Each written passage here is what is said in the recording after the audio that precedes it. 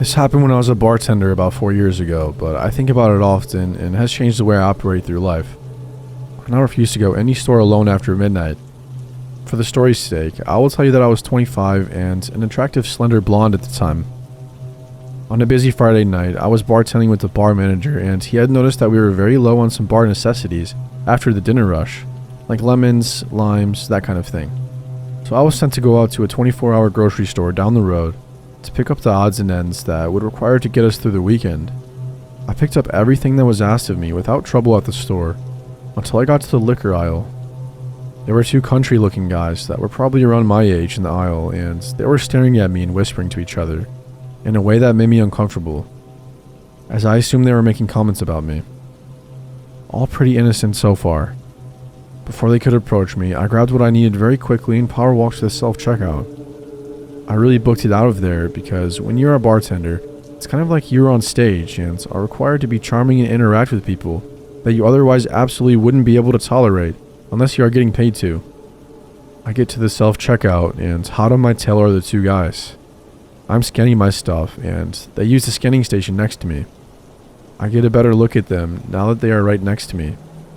One is taller, muscular, and average looking. The other is shorter and more plump. They both looked dirty and their eyes were completely bloodshot. Not sure if they were high on something or had already been drinking for a while. They continued to stare at me and our eyes awkwardly met. So I did the pleasant Midwestern-y thing to do and flashed them a quick half-assed close-lipped smile to be polite. The taller one starts trying to talk to me. "Hey, looks like you're ready to party, huh?" I reply with something like, "Yeah, something like that. It's not for me though." They walk closer to me and ignore their responsibility to scan their items. "Oh, must be for your boyfriend, huh?" I flash the awkward tight-lipped smile again and roll my eyes slightly.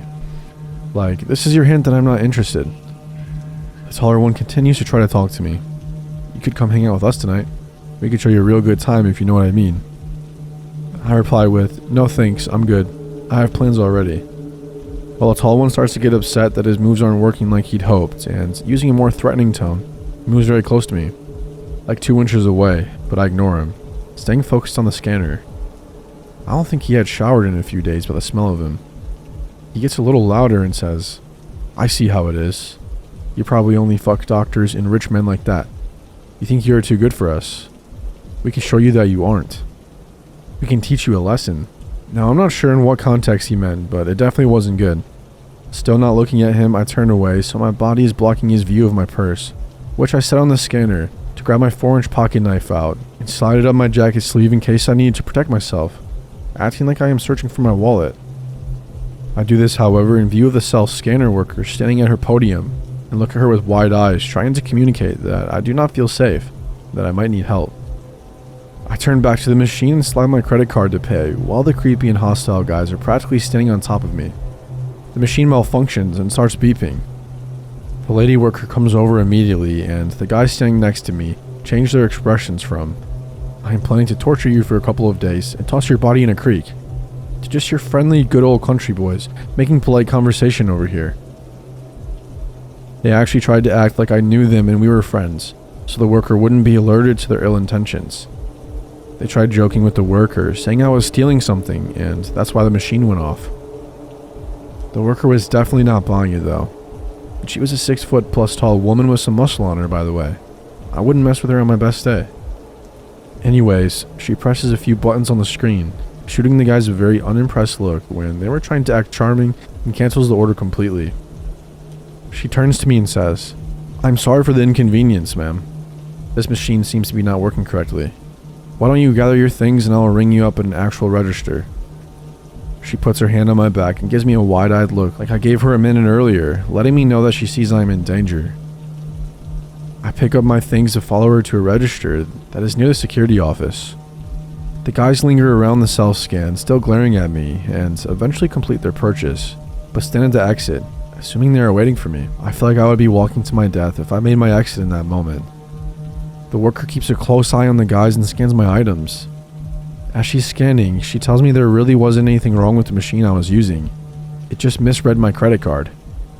She said I had a bad feeling about those guys from the moment they walked in, and that I saw them getting aggressive towards you. I already rang security to be ready to walk out to the parking lot and make sure you left safely when you were ready to leave. Then I saw you take that knife out and put it up your sleeve, getting ready to do something. As much as I'd like to see you show them they picked the wrong girl to mess with, I'm glad I was able to pull you aside and make sure you are safe. I see them waiting by the door for you. I'll just keep pressing buttons on the screen and act like I'm having trouble with your order until they give up and go outside. Our security officer and I are both still going to escort you to your vehicle when you leave. I thought to myself that this woman seriously deserved a raise. I thanked her and told her what they said to me, and I was getting afraid because I don't know what these guys are capable of. As I'm talking to her, my bar manager calls me to see what's taking so long. I explained what was happening, and he was obviously very concerned and ready to come up there himself, kick some ass. By the time I hang up, the guys had given up and walked out to the parking lot. The worker said to give it another few minutes because she had a feeling that they still might be in the parking lot, waiting for me to walk out and see which vehicle was mine, so they could follow me. My instant thought was, no way, they had to be gone by now.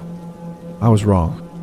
The worker and security guard escorted me out, and it was after midnight, so you can imagine how empty the parking lot was.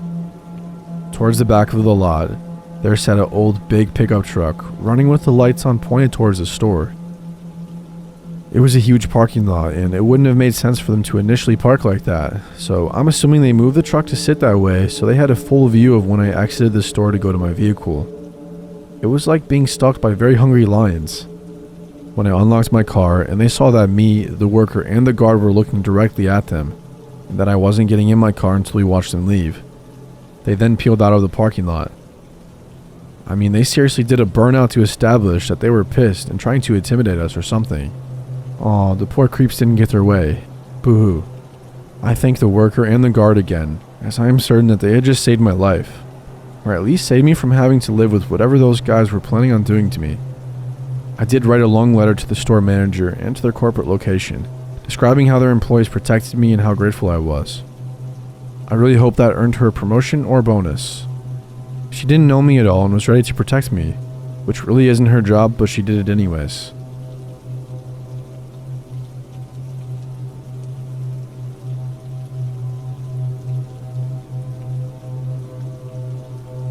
Saturday night rolls around and me and my girlfriend decide to go out to a bar and drink since we haven't seen each other that much this week and we haven't been to our favorite bar in a while. We get there around 10 and the place is decently busy, so we get a table and I go to get some drinks. We sit and talk for a while and I get up to get some more, but on my way back, I see this guy sitting in my seat talking to my girlfriend. I set the drinks down and ask what's going on. Before she could answer, the guy tells me he's seeing if she wants to get a drink with him. I didn't say anything for a second, but she quickly says that she's there with me and no thanks. He looks around at me and then gets up and says, "He'll see us later." But I brush it off and we go back to talking. This guy being the new topic of conversation. We sit and talk until she needs to go to the restroom, so I sit and watch our drinks and stuff for a few minutes. About 10 minutes later, she comes back to the table with the same guy walking beside her, trying to talk to her. I stand up and ask him what he's doing, to which he replies he's trying to buy her a drink. I tell him that he needs to leave us alone or I tell the bar he's creeping out customers. He tells me to fuck off and walks back to the bar and we sit back down and decide to finish our drinks and go home. We pay our tab and start waiting for our Uber to pick us up when, out of nowhere, my girlfriend spins around. It's the same guy from the bar and she's saying that she shouldn't go home with strange men when she's obviously drunk and he could call a cab for her to get home safe. I was having none of it, so I stepped between them and told him to stop bothering us and to walk away. He calls me an asshole again before telling my date goodnight and walks off into the night. We get home safe and sound and decide to call it a night. And everything was cool, until Sunday. Get a message from her saying that the creepy guy from last night found her on Facebook and started messaging her. He was asking if she got home okay and asked how serious she was about us. She was furious, so she told him to fuck off and leave her alone, or she would call the cops. It's at this point, he sends one of the creepiest things ever, saying she fits all of his preferences and he's never seen a more beautiful woman ever. I tell her to block him and ask her to send me his name so I could see what he's up to. I get the name and check out his page, and he's in the same school as us and in similar majors to mine, and has made friends with someone I know. I wonder how he found out who she was, and I think he may have somehow gotten the name from the bar, and since we went to a bar known for students of our school going there. I was having none of it and asked for screenshots of what he said, and I sent it all to the campus security office and told them a story. We both blocked him and reported him, and hopefully he won't show us his face again anytime soon.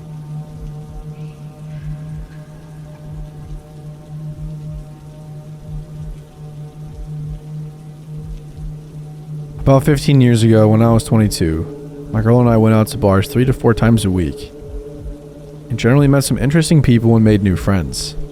There were a few bars that we hit up more than others, and one in particular where we knew the bartender and manager pretty well. We went the week of Halloween, and each night their staff would dress up in a different costume. This is where we came across Ron. He was bouncing at this bar and didn't even catch my eye in the slightest as I gave him my ID to get in. Until a few years ago, I never looked anyone in the face. I literally had to force myself to do it. My girl and I hung out, drank and danced, met some people, then headed up to the bar to chat with our friend. He asked me what I thought about Ron. I had no idea who he meant, and he gestured to the bouncer, to which I was like, meh. He was older looking, very muscular, turned out to be a major gym rat. I was 22-ish, dressed in black and skulls and platforms. Didn't seem like my type on the outside. But my bartender friend vouched for him, saying he was a really cool guy. He asked if he could give Ron my number, and I figured it would be okay. I hear from him the next day and he wants to hang out. At the time, I lived with my uncle and aunt, pastor and his wife, so he invited me to meet at his place, and we would just go have a casual hangout. Somewhere simple, middle of the day and chill. I get there, and his apartment door is wide open, and his much better looking, married, and closer to my age best friend is there. He seems nice enough, and I didn't feel unsafe as he left the door wide open. He mentioned he needs to grab a few office supplies, so the three of us pile in his douchey car and head to an office supply store. We go in, and as we walk in, a pretty girl walks by, and he does the head thing and completely stares at her, like the obvious follower with his head thing. We aren't together, but I just found it to be rude. So later in the car, I mention it. I tell him, hey look, I know we were just hanging out, but please don't disrespect me like that. Everyone looks, but be less obvious and don't make me feel like an ass in public. He laughs and tells me that it's hot that I stood up for myself, especially on our first hangout. Okay. We get back to his place, and as we walk inside, he says, I like that. You're gonna have a ring on your finger by December. Remember we met Halloween week. So anyway, his friend leaves. We get takeout and hang out and drink and just talk.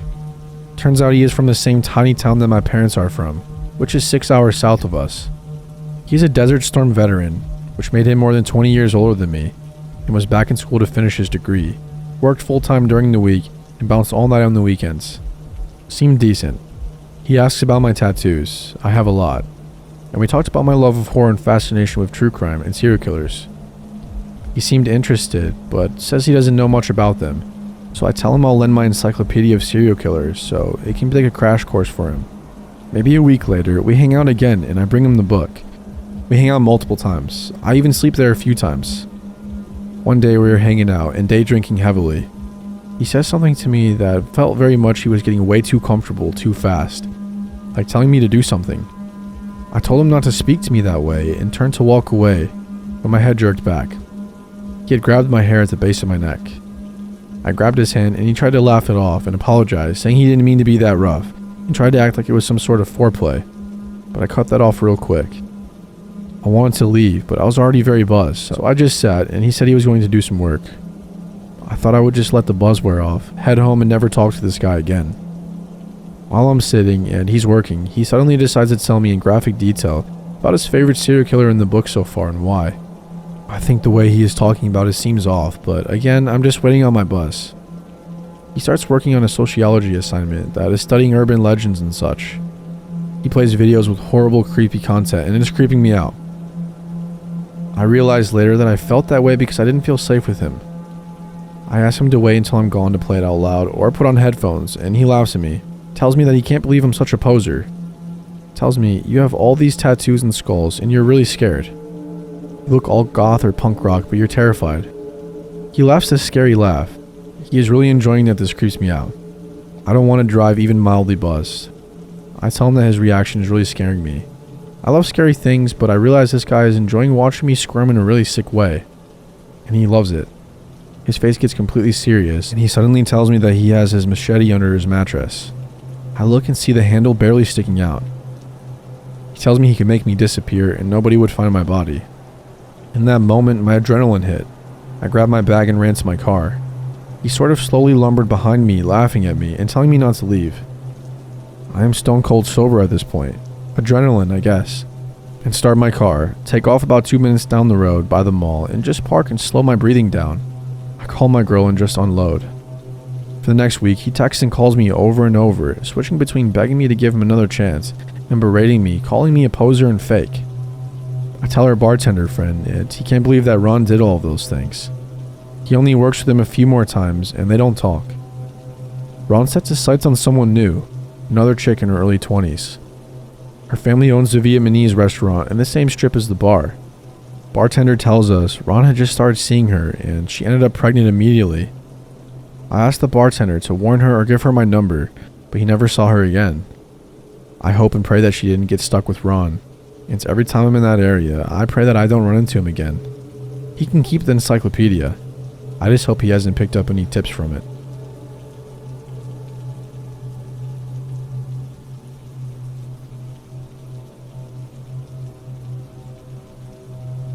Last night, my friends, my crush, and I agreed to meet at my favorite bar after work.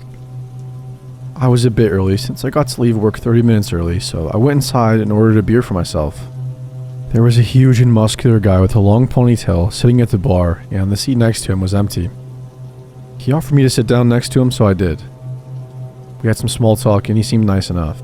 Just asked me why I'm all alone, and he kept talking about how I looked so uneasy and nervous, and that I should relax. It was weird, but he had an almost empty bottle of vodka in front of him, so I really didn't think anything of it. My friends finally arrived just as I finished my first beer, and we went to sit at a table. I had 3 more bottles of beer, and we were having a great time. Whenever I went to the toilet, that guy from the bar was there, asking me if I was okay. That was pretty strange, but at the time, I felt just a little tipsy and everything was alright. At some point, I started to feel sick, so I went outside to have a cigarette and get some cold air. The guy followed me outside and asked if I was alright again. I was starting to get weirded out at that point. The bar was super full, but he really seemed to watch me all night. I went back inside, ordered a glass of water, and told my friends that I wasn't feeling well and would be going home. They all offered to bring me home, which I am so dang grateful for looking back. I took a sip of water, then it all hit me. I ran outside and threw up. I could really stand up all of a sudden, so I sat down on a staircase and kept throwing up. My friends found me a few minutes later and kept arguing about whether they should take me to a taxi or carry me home. Then the guy from the bar showed up. He kept saying that he lives just down the street and that I should sleep on his couch. My coworker, who was basically like an older brother to me, got really pissed and told that guy to fuck off. They forced me to stand up, which was almost impossible at that point, and somehow dragged me to my friend's place, where I went to sleep, hugging a bucket and feeling like I was going to die any second. In the morning, I wasn't able to stand for hours. When I did, it resulted in instant vomiting. It was 1 p.m. when I finally managed to go to the train station, get something to eat, and drink and head home. I'm still shaking and sweating, and everything looks blurry. So the weird guy from the bar, I hope I never see you again, and I hope you won't be doing this to other girls.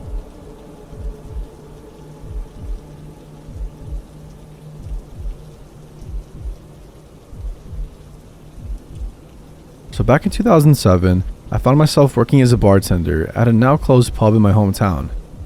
Not a job I particularly liked, but it paid the bills. At this time, they had hired a new kitchen manager that we all simply knew as Kearney. Kearney was a pleasant enough man, mostly keeping to himself, but he always stayed late to help the barman do our closing duties, so we all liked him for that.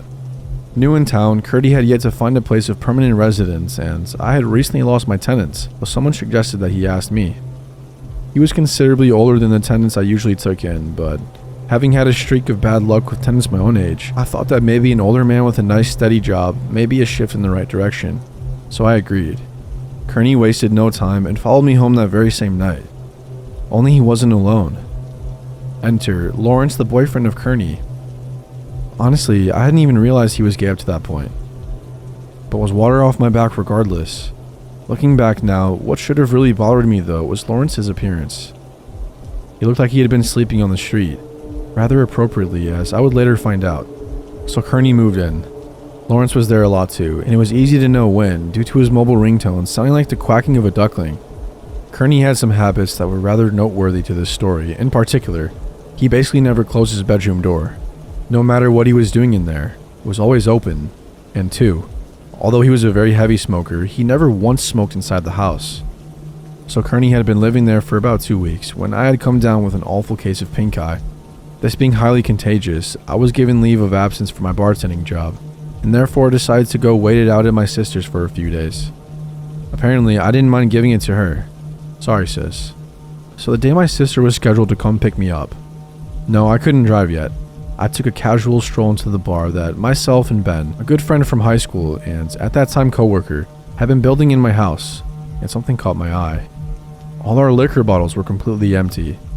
Now, those who had been frequenting my house at the time would know that we weren't just talking about 1 or 2 bottles of brandy here, but bottles of whiskey, gin, vodka. Basically, it was a full stacked bar that could host a pretty big party without requiring much in the way of additions. So I called Kearney in, asking him what he knew about this, receiving feedback that Lawrence said that he had been on a slight drinking binge. Those were the actual words he used. That had left me both furious about the thousands worth of stock they had drunk out, but also slightly impressed that he was actually still alive. Regardless, I said that I will be dealing with this upon my return.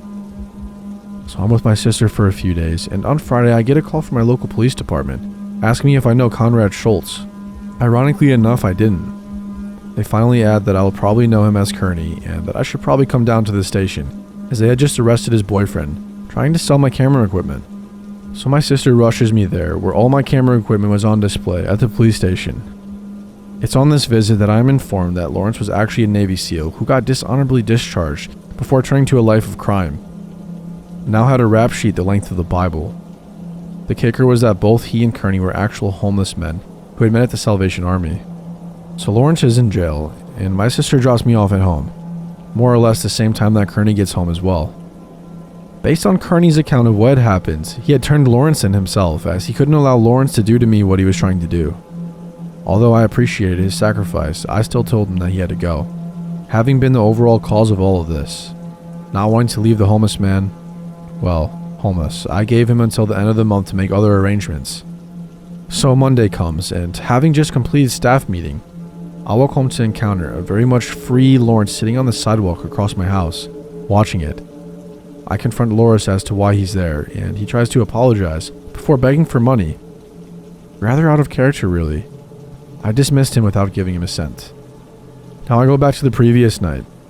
See, I had mentioned the staff meeting for a reason, as it was at that meeting where we had gotten a rather sizable list of liquor bottles that had gone missing from the storeroom, leaving us all suspecting each other. I, however, would not have to wait long to figure out who the real culprit was, as a few days later, I opened the garbage bin in my kitchen to see the missing bottles, all empty and staring back at me. I decided to sit on this information for the time being, although I did photograph it, just in case I needed it as evidence later. I had also called over Ben to inform him of the developments, as this was quickly becoming a detective game. We decided to enter Kearney's room to search for further evidence. Nothing of vast significance in there, with one exception, 2 single photographs of Lawrence, before he had turned into the homeless version of Lex Luthor or Charles Xavier. Actually, there were several of Lawrence's things still there, but as Lawrence had spent a lot of time there before the incident, I accepted this as normal. Now I should also add that I had mentioned Lawrence's release to Kearney, and told him that if I even suspected that they were still seeing each other, I would throw him out of the house. Only a few days would pass before this came into play. On this particular night, I had been bartending again, and Kearney had constantly been stopping by the bar to help himself to draught glasses half full of wine and half full of Coke, which he would go drink outside the restaurant. We confronted him about this, but as he correctly pointed out, he was still a manager, and we had no right to tell him what he could or could not do. On his 4th trip, however, I had grown suspicious and decided to follow him outside, where I encountered Lawrence sitting outside, sharing the half Coke, half wine concoctions with Kearney. This pissed me off, so the next day I returned to the restaurant with my photographic evidence that I handed over to the general manager, who was also kind of a friend of mine. Although I hadn't physically seen it, I had heard the confrontation through the office door when he fired Kearney. He left, obviously upset, and apparently had no idea that I had been the one who had turned him in. So we had closed early that night, and I was walking home, going past the high school. I saw Kearney coming from the opposite direction. He walked past me, literally only saying 2 words. "I'm scared," before disappearing into the darkness. That would be the last time that I would ever physically lay my eyes on Conrad Schultz. So we reached the final week before Kearney's eviction was to take place. Ben had to come stay with me for that duration, as we both wanted to monitor the situation and make sure that nothing else happens. It was in this week that Kearney's behavior suddenly changed. He was constantly smoking in his room, and his door was closed 24/7. In fact, neither Ben nor I had caught so much as a peek of him in that entire last week, which we hadn't thought much of at the time. So the day of Kearney's eviction comes around. Ben had gone home for a few hours, and I finally hear Kearney's bedroom door open. Someone walks out of the room, opens the front door, and leaves. I follow him outside, but somehow he had already completely disappeared. What was left, though, was his house keys, indicating that he obviously wasn't planning to come back. I took a look at the keys, noticing something strange. Although the correct keys were all on the keychain, there were also several that weren't mine. Why would he leave me with the wrong keys? I remember myself thinking as I walked into his room. His room was a shock, not because of the state it was in. The two had broken his bed in an act of wild monkey sex, but I had known about that already. As I said, he never closed his damn door. But more that he had literally left almost all of his belongings behind, with one exception. You guessed it, those 2 photos of Lawrence. Upon further investigation, I suddenly realized that all traces of Lawrence ever being there had completely vanished, with all of Kearney's stuff left behind.